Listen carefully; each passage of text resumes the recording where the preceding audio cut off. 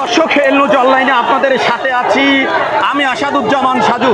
প্রিয় দর্শক, আপনাদেরকে জানিয়ে রাখি, কোটা সংস্কারের দাবিতে সারা দেশ যখন উত্তাল, তখন পিছিয়ে নেই জেলা এবং উপজেলা শহরগুলোতে।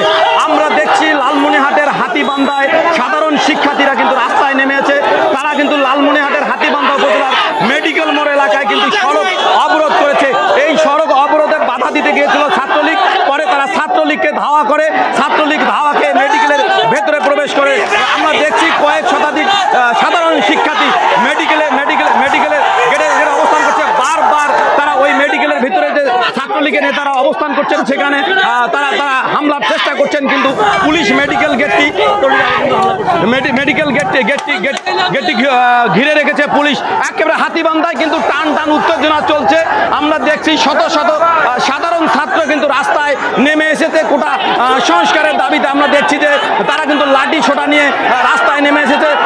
পুলিশ অনেকটা নিরাপত্তা ভূমিকা পালন করছে। আমরা দেখছি যে তখন দাঁড়িয়েছিল অনেকটা পুলিশ।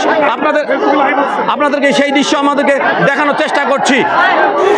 প্রিয় দর্শক, টান উত্তেজনা চলছে কিন্তু মেডিকেল মোড় এলাকায় দফায় ধাওয়া পাল্টা দেওয়ার ঘটনা ঘটছে, সংঘর্ষের ঘটনা ঘটছে ছাত্রলীগের সঙ্গে সাধারণ শিক্ষার্থীদের।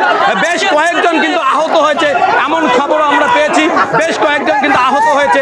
প্রিয় দর্শক, আমরা সেখান থেকে আপনাদের সঙ্গে সরাসরি সংযুক্ত হয়েছি। আমরা সেই দৃশ্য আপনাদেরকে দেখার চেষ্টা করছি। সাধারণ শিক্ষার্থীরা কিন্তু সড়ক অবরোধ করছে মেডিকেল মোড় এলাকায়। লালমনিরহাটে বুড়িমারি সড়কে বসে গেছে, ফলে অনেকটা অচল হয়ে পড়ছে লালমনিরহাট বুড়িমারি মহাসড়ক। সেখান থেকে আপনাদের সঙ্গে আমরা সরাসরি সংযুক্ত হচ্ছি। আপনারা দেখছেন যে কিছুক্ষণ আগে কিন্তু ছাত্রলীগ এবং সাধারণ শিক্ষার্থীদের মধ্যে ধাওয়া পাল্টা দেওয়া হয়েছে। এই ঘটনা কিন্তু উভয় পক্ষের বেশ কয়েকজন আহত হয়েছে। পরবর্তীতে ছাত্রলীগ কিন্তু ধাওয়াকে হাতীবান্ধা মেডিকেলের ভিতরে আশ্রয় নেয়। আমরা সেখান থেকে আপনাদের সঙ্গে সরাসরি সংযুক্ত হয়েছি এবং সেই দৃশ্যগুলো দেখানোর চেষ্টা করছি।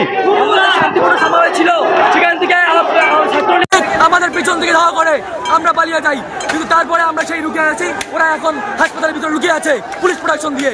পুলিশকে সরিয়ে পেলেন, পুলিশ ছাড়া ছাত্রলীগ একটা হিজলা বেরোতে পারে। আজকে দেখেন ছাত্রলীগ লুকিয়ে আছে মেডিকেলের ভিতরে।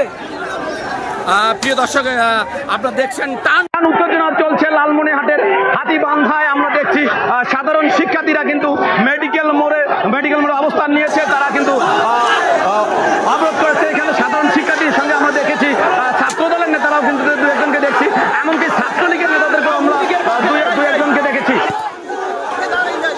আমরা ছাত্র হিসেবে ছাত্রদের পক্ষে আমাদের অধিকারের জন্য দাঁড়িয়েছি। আপনারা দেখছেন যে